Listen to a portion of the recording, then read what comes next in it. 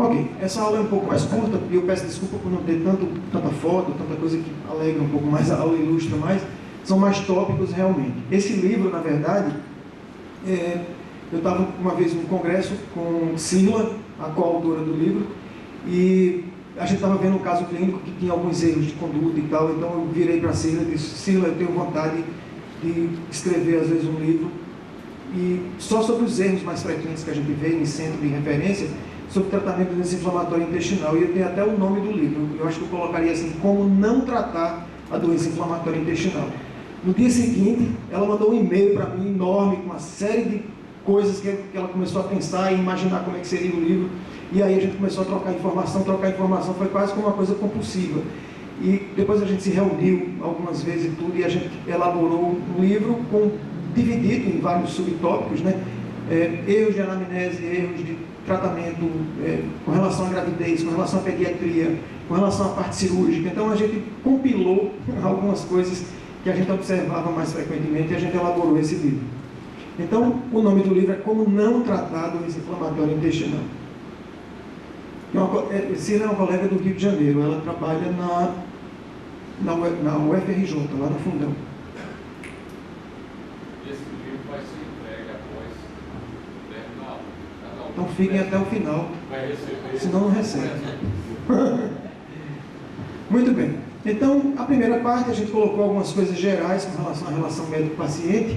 Então, é importantíssimo a gente dar informação da doença, não só na doença inflamatória intestinal, porque muitas vezes o paciente vai buscar informação na internet, em sites, às vezes, que não tem tanta confiança, tanta confiabilidade, e é importante que você mesmo informe, assuma esse papel de informar o paciente o que é aquela doença, o que é que causa, que aquilo não é câncer, né, que o paciente às vezes vem achando que se trata de neoplasia, a origem do problema que é genético, o paciente não colocar tanta culpa em si, porque ele acha muitas vezes que é por conta de estresse, que alguém já falou, que ele leu na internet.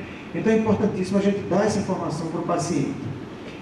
Existem alguns canais confiáveis de informação, como o site da ABCD, por exemplo, grupos de apoio como da ABCD. A gente tem um grupo local aqui, que a gente sempre manda mensagem para os pacientes, convidando para algumas reuniões que a gente faz, inclusive para a semana que vem tem uma reunião com esses pacientes. A gente já tem feito várias ao longo dos anos, que é uma coisa extremamente positiva. Os pacientes se encontram, conversam, e eu nunca vou me esquecer uma vez que no encontro desse um paciente virou para o outro assim: você tem Crohn? Tem. O outro falou: eu tenho Crohn também. Você também tem? Tenho. Eu nunca tinha visto ninguém com Crohn. Aí foi aquela coisa assim, parecia que estava vendo alma, entendeu? Aquela surpresa, porque encontrou alguém que tinha aquele problema dele. Então é uma experiência bastante positiva.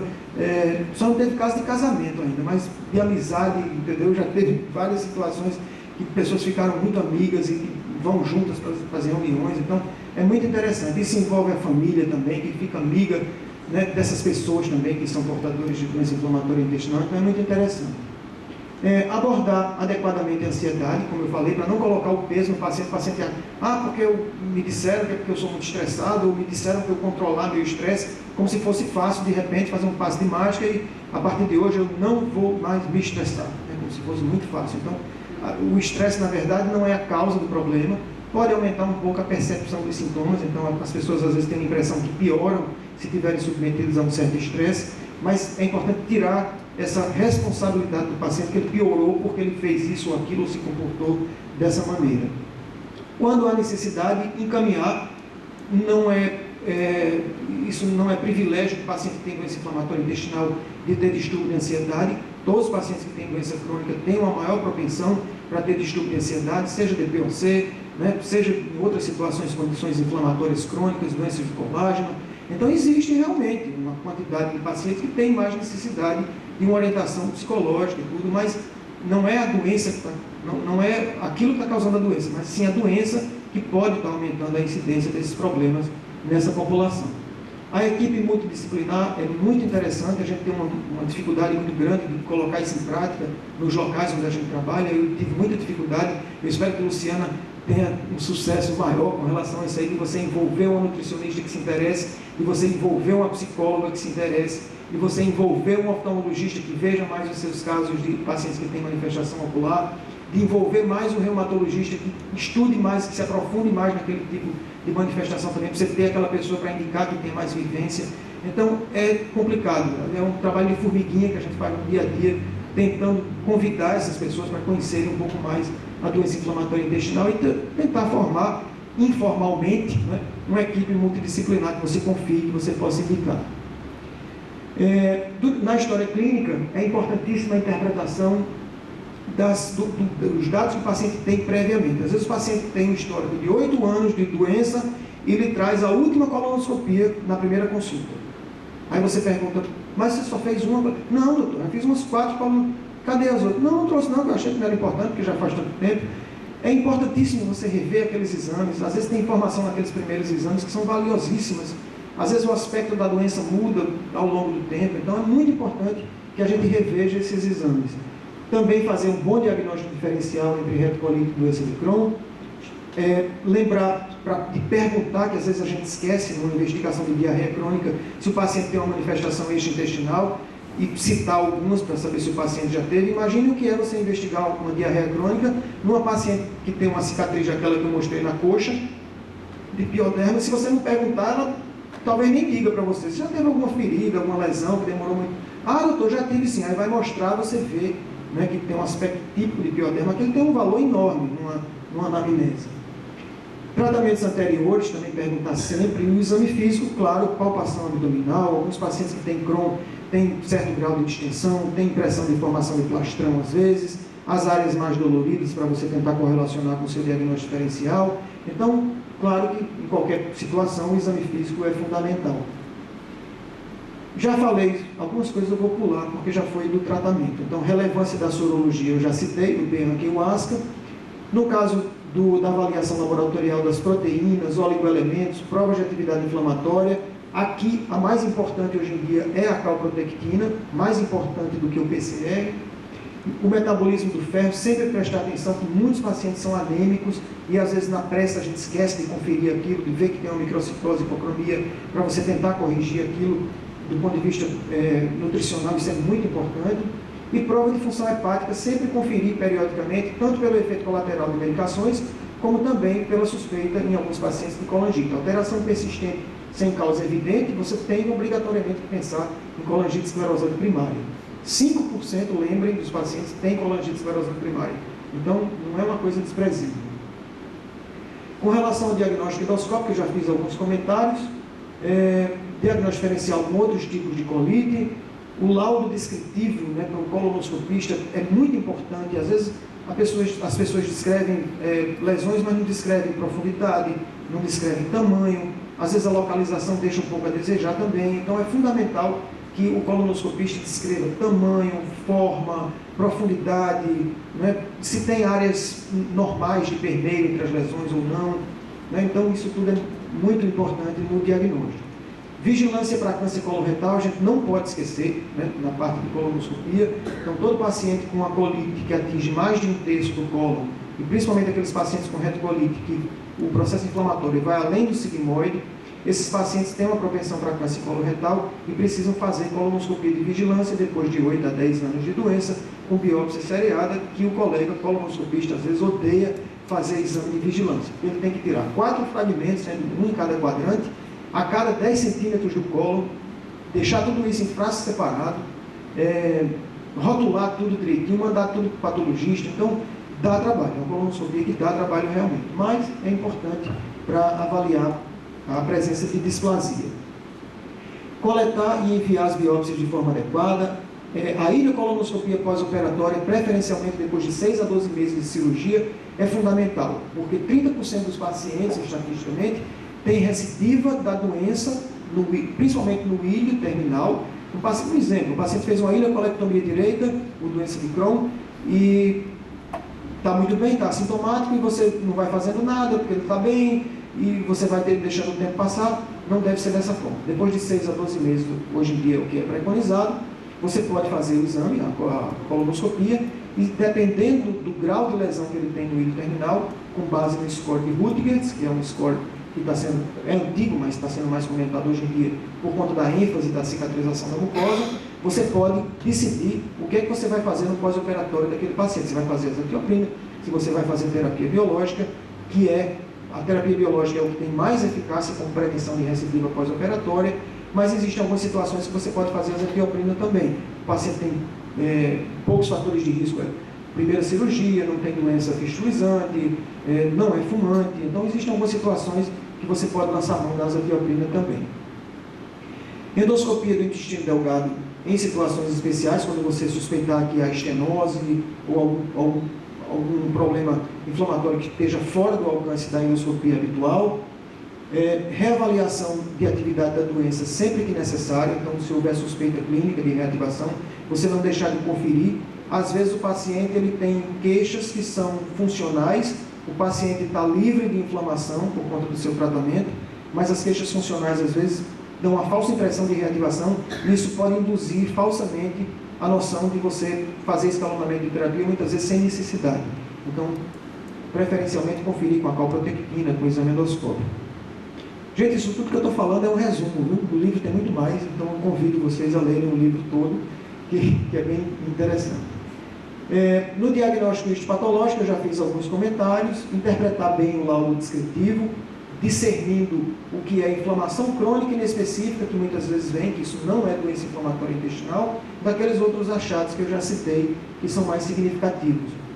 Às vezes a gente recebe paciente, muitas vezes, com um colo normal, aí vem aquele processo inflamatório fisiológico, que todos nós temos, um discreto grau de infiltrado inflamatório na mucosa, e a gente já viu, por exemplo, pacientes usando sulfasalazina ou mesalazina, porque vem aquele infiltrado, vem assim, processo inflamatório crônico inespecífico.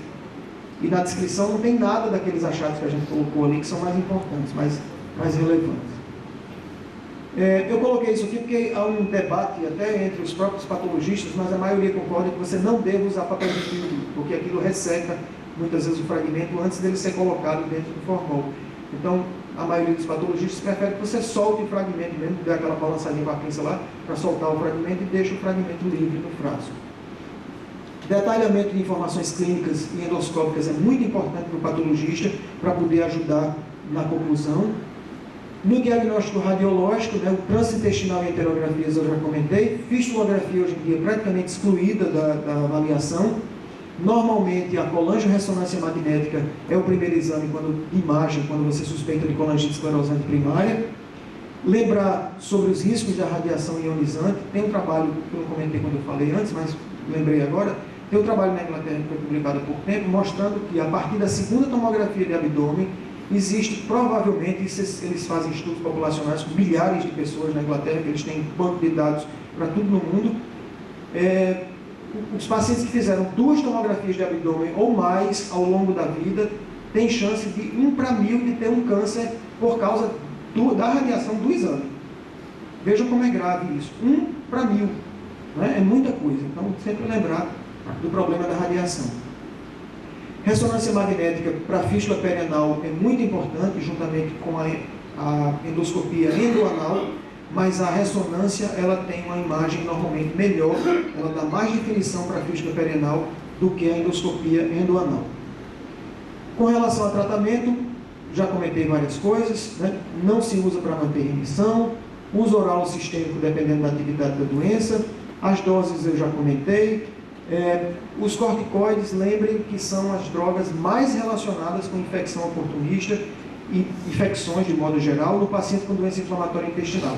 Que a gente tem muito medo, muito receio quando vai usar um anti-TNF, quando vai usar um imunossupressor, mas isso está mais que provado que esses medicamentos são muito, muito mais seguros quando se compara com o efeito de corticoide. Então, aí a gente tem aquela falsa impressão que o uso do corticoide, né, porque é barato, porque vende sem receita, né, a gente tem uma falsa impressão de segurança do corticoide, mas, assim, com relação à infecção, principalmente infecção pós-operatória, infecções oportunistas, o corticoide está muito mais relacionado com isso do que outros medicamentos.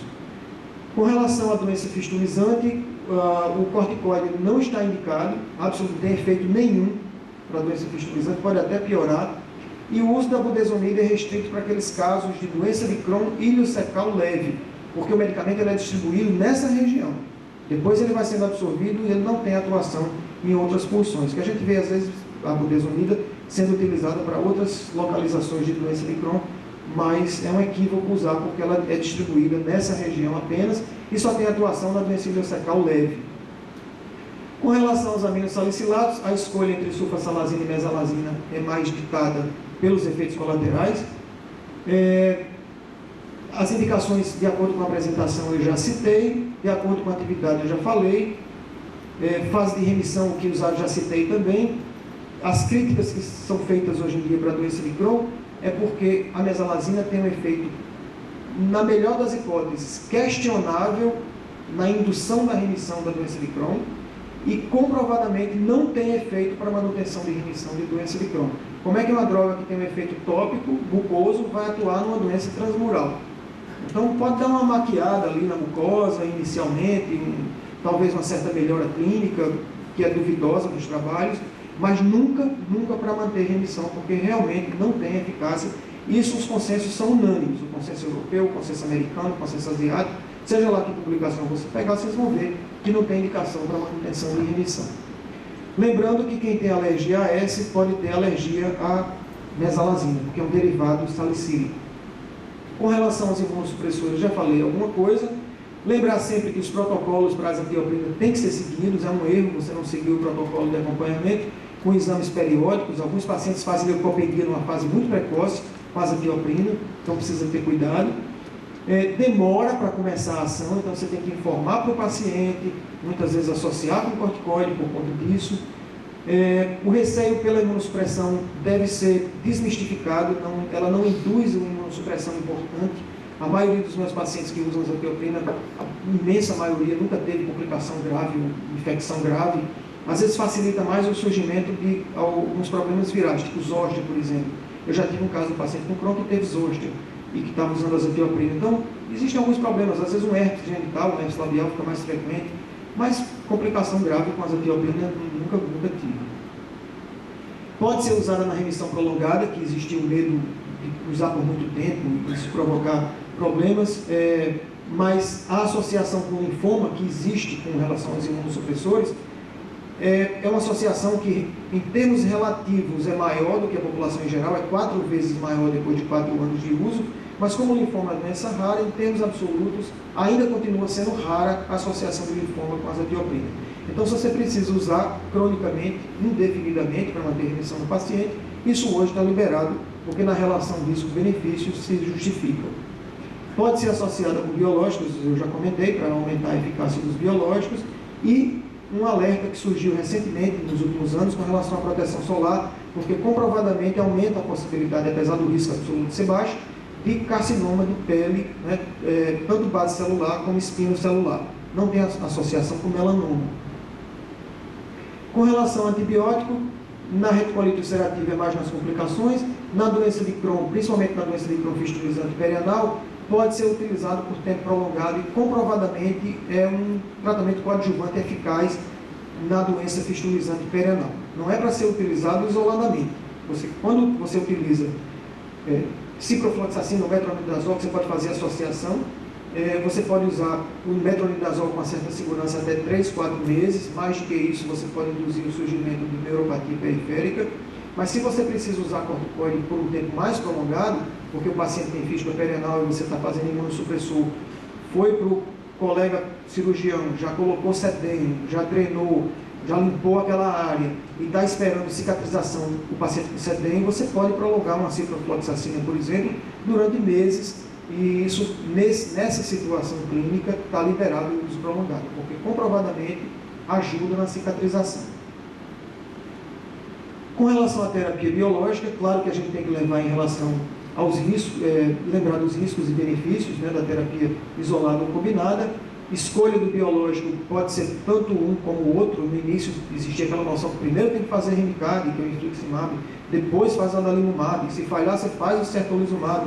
Hoje em dia a gente sabe que, há muito tempo já se sabe que tanto faz, você pode começar com um ou com outro. Às vezes o paciente pode opinar também, eu prefiro o subcutâneo, que é mais prático, eu prefiro o intravenoso, porque eu não quero ver agulha, eu quero me sentar, estirar o braço e alguém fazer a medicação. Então, muitas vezes varia de acordo com a preferência do paciente. É importantíssimo seguir o protocolo, né? O nosso Ministério da Saúde publicou recentemente uma portaria que é uma catástrofe porque eles estão em guerra com a história do PPD. Vocês estão sabendo, né, que o Ministério da Saúde está com um problema que não está comprando há algum tempo já o material para fazer PPD, e finalmente começou a faltar PPD no Brasil inteiro. Aqui em Natal a gente está com dificuldade enorme, no Brasil inteiro não se consegue fazer PPD. Então, para tapar o sol com a peneira, o governo publicou agora recentemente uma portaria dizendo que para todo paciente com terapia biológica, já que teria que fazer o PPD e não tem o PPD, ao invés de eles comprarem o material do PPD, eles estão dizendo para a gente fazer isoniazida indiscriminadamente, cegamente, por 6 meses, em todo paciente que vai fazer terapia biológica. Então, pasmem como é que eles dão a solução para um problema, né, que assim, fazem um contorno por um caminho absolutamente absurdo, entendeu? Que é a preferência do que a gente tem observado com o governo nos últimos anos. Muito bem. Se eu começar a falar demais, a pressão começa a subir, então vou mudar de assunto. Com relação a exames sob anestesia, é fundamental que no paciente que tem uma doença fistulizante perianal, você nunca comece o tratamento sem que uma pessoa, um cirurgião, um colega cirurgião, né, que tem experiência em doença de Crohn, avalie aquele paciente, leve o paciente para a sala, explore aquelas fístulas no exame sob anestesia, drene abscesso, curete esses trajetos. Eu estou falando de coisa que eu nem tenho autoridade para falar, mas de tanto ouvir, estou repetindo. Então, curetar trajeto, drenar abscesso, identificar trajeto, se for doença complexa, passar sedenho, porque se você começa seu tratamento sem fazer esse tipo de abordagem, não tem medicamento que vá atuar naquele trajeto da fístula. Ela não vai fechar. Se fechar o orifício externo por conta do tratamento, que às vezes o tratamento induz rapidamente o fechamento do orifício externo, você bloqueia ali, forma um lago, você faz abscesso no paciente. Então, tem que ter avaliação do colega para fazer o exame sob anestesia, e depois que tudo está limpo, aí você começa o seu tratamento com biológico. Pode ser até naquele momento ali, depois do exame ou no dia seguinte, mas contanto que você tenha primeiro essa abordagem com colegas especializados nessa área. Quando o paciente tem uma falha primária, você troca o biológico. Não adianta insistir, se depois da fase de indução, você não mantém mais aquele medicamento. Você troca o biológico e tenta fazer com a menor chance de resposta. Se o paciente tem uma falha secundária, está muito bem com o biológico e tem falha, o ideal é você aumentar ou você otimizar a dose daquele medicamento que você já teve resposta, o paciente já teve resposta. Isso estatisticamente dá uma chance de maior resposta do que se você trocar o biológico numa situação como essa. Tem detalhes que eu não vou falar aqui por conta do tempo, mas assim, se você tiver dosagem sérica, para alguns autores isso pode auxiliar. Você dosa o medicamento no soro e você dosa o anticorpo anti-medicamento, anticorpo anti-infliximab, anticorpo anti-adalimumab, e isso pode orientar um pouco a sua decisão do que você vai fazer também. Mas a gente não tem isso no Brasil. Alguns problemas ligados ao tratamento clínico, falta de adesão tem que ser abordada, eu vou correr um pouquinho.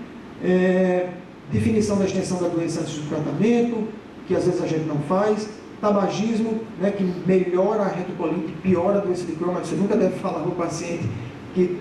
Você pode falar isso para o paciente, você não deve induzir o paciente a continuar fumando, porque ele tem retocolite e com o fumo ele controla melhor as crises. Consideração de prognóstico para definição da terapia. Isso hoje em dia está havendo um movimento grande do ECO, inclusive eu estou participando, na semana que vem eu vou estar no exterior, porque a gente está desenvolvendo um trabalho que está tentando identificar quais são os fatores prognósticos antes que você comece o seu tratamento, porque quando você tem determinados fatores prognósticos, aquilo pode influenciar a sua terapia logo no início do tratamento. E você pular, por exemplo, de um tratamento convencional para um tratamento top, né, começando já pelas drogas mais potentes, quando você identifica determinados fatores prognósticos adversos, como na doença de Crohn, por exemplo, úlceras profundas, doença fistulizante perianal ou diagnóstico. Então, existem alguns fatores que já demandam um tratamento mais potente logo no início. Sempre no impressão de reativação, considerar a possibilidade de citomegalovírus ou de Clostridium difficile. Contraindicar anti-inflamatório na doença inflamatória intestinal, a não ser em último caso, existe 20% de chance de reativação da doença com os anti-inflamatórios comuns e 5% com os inibidores seletivos COX-2. Psicoterapia quando necessária, analgesias e opioides normalmente, analgesia indicada e opioides normalmente a gente tenta evitar na doença inflamatória intestinal para não criar uma situação de dependência. Com relação ao tratamento cirúrgico, vou falar alguma coisa, Silvio vai me corrigir aqui se eu falar alguma heresia. a escolha entre a proctocolectomia total e a colectomia total na retocolite é ditada mais pela gravidade do caso. Muitas vezes o paciente faz uma colite grave, que num contexto clínico de gravidade, muitas vezes o paciente usando corticoide desnutrido, o colega cirurgião é chamado para fazer uma colectomia, ele faz a colectomia, sepulta o reto, palavras de doutora Magali, e você deixa aquele ponto retal ali, porque você não vai abordar a pelve, que dá mais trabalho, prolonga mais o tempo de cirurgia, para depois, numa outra situação de um quadro clínico mais favorável, você fazer a remoção do reto. Mas, normalmente, na intratabilidade clínica, a proctocolectomia total é o que está indicado. Não retardar na indicação cirúrgica, porque às vezes o clínico fica segurando o paciente, não vou operar, o paciente, vamos tentar salvar o colo, e com isso você vai prolongando às vezes aquele sofrimento do paciente, e quando tem falha, depois de você escalonar toda a terapia, normalmente é indicação cirúrgica, e aí o paciente tem que estar ciente disso também, que pode ser que seja necessária essa situação. A cirurgia não é a coisa tenebrosa no tratamento da doença inflamatória intestinal. Inclusive, um tratamento coadjuvante, um dos tratamentos possíveis que você tem, que inclusive, do ponto de vista intestinal, você pode até, entre aspas, curar o paciente daquele problema. Medicações e infecções pós-operatórias, existia um certo receio com relação ao anti-TNF. Azathioprina normalmente não tem problema, o que tem mais problema é corticoide, não esqueçam disso. A preferência entre estenoplastia e enterectomia depende da extensão da estenose. Muitas vezes se faz aquela técnica de Biculix, não é isso? Que você faz um corte longitudinal e sutura transversalmente para tentar salvar aquela estenose, mas isso depende muito da extensão. Abscesso, o Silvio já comentou. Profilaxia pós-operatória é importante na maioria dos pacientes para prevenir recidiva da doença. E considerar ou abordar esse aspecto da possibilidade de infertilidade numa paciente em fase reprodutiva, né, mulher, que vai ser submetida a uma proctocolectomia total, porque isso pode modificar a anatomia, né, e a paciente ficar infértil por conta da modificação da anatomia da pelve pós-cirúrgica. Então, isso deve ser abordado com a paciente. Prevenção de câncer coloretal sempre depois de 8 a 10 anos de doença, nos casos de retocolite ulcerativa que se estende além do reto. Né? Reconhecer que existem outros fatores de risco, como extensão da doença, persistência da inflamação, tabagismo, história familiar, associação com colangite esclerosante primária, para a gente ter uma atenção muito grande na prevenção do câncer coloretal. Seguir o protocolo de prevenção, vigilância tentar controlar a atividade da doença o máximo possível, tentando cicatrização da mucosa. E, no caso de displasia, existe uma certa briguinha aí com relação ao que fazer com relação às displasias, mas se o paciente está em fase de remissão e é identificada displasia de baixo grau, aquele paciente já tem 30% de chance, ou um quarto de chance de ter displasia de alto grau em outro local do colo que não foi biopsiado. Então, para alguns autores, displasia de baixo grau, nesses exames de prevenção, já é indicação de proctocolectomia total. Mas é discutível, você pode ainda acompanhar, observar epiticoloscopia depois de 6 meses, depois de um ano, e ficar mais vigilante e diminuir o intervalo entre os exames. Na displasia de alto grau, praticamente é unânime a indicação de proctocolectomia total. Por quê? Porque quando você tem displasia de alto grau, em torno de 1/3 ou 1/4 desses pacientes já tem um adenocarcinoma em algum local que você não conseguiu identificar. Então, aí, normalmente, a indicação é para a proctocolectomia total.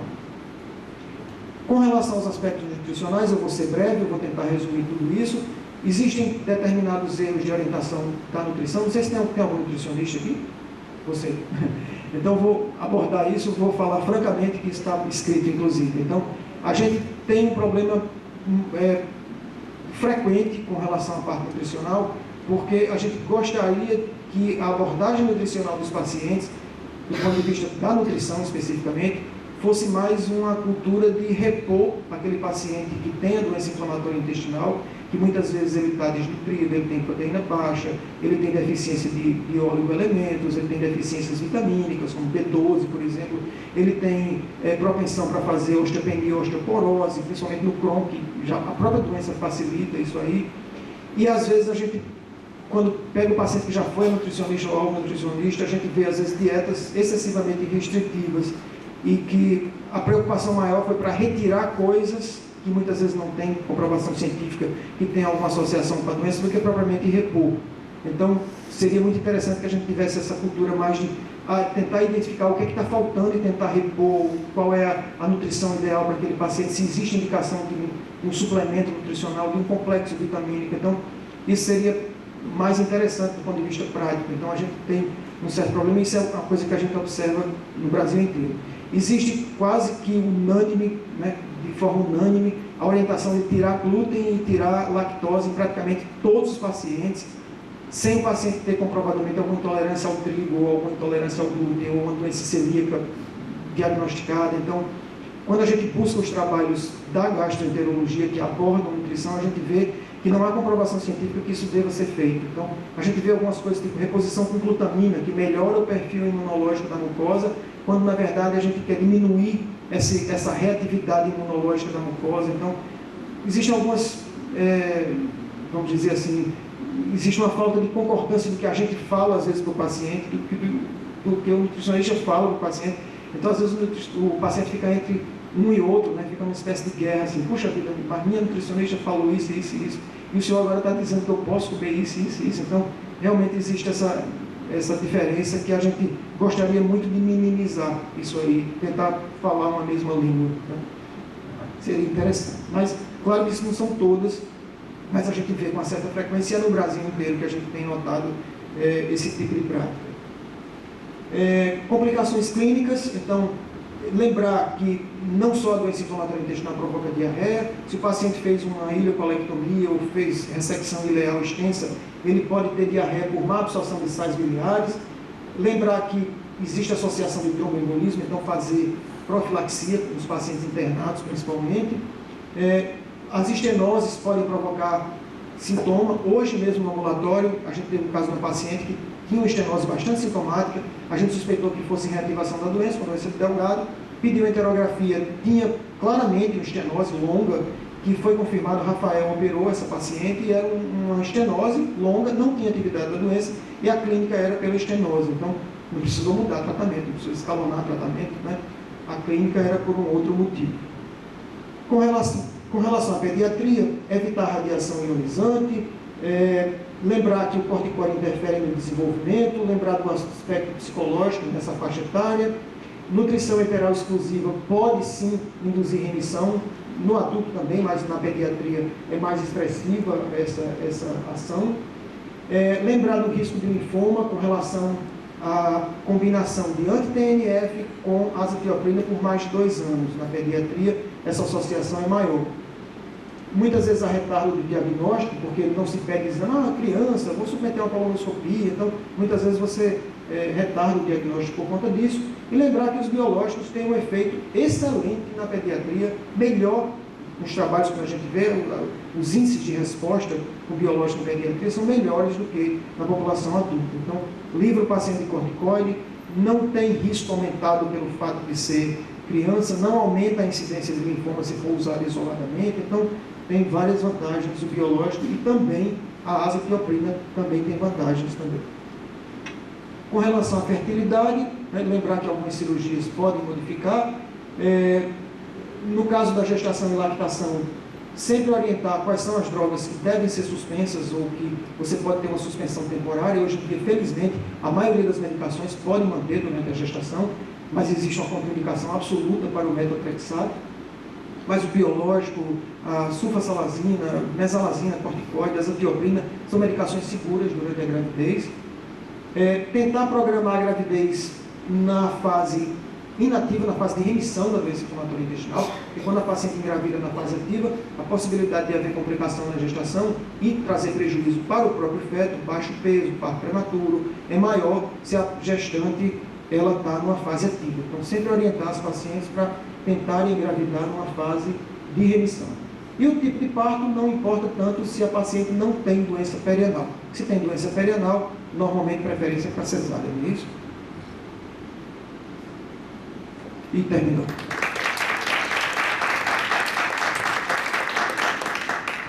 Eu sei que está bastante adiantado a hora, mas se alguém quiser...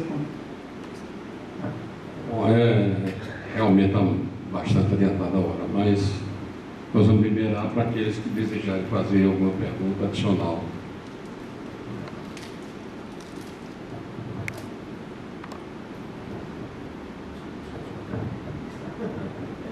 Estou doido para ler o livro. Bom, pessoal, então eu quero agradecer a presença de todos vocês aqui, e especialmente dos dois palestrantes, Dr. Silvio e Dr. Marcos Herôncio. Agradecer as palavras elogiosas do Dr.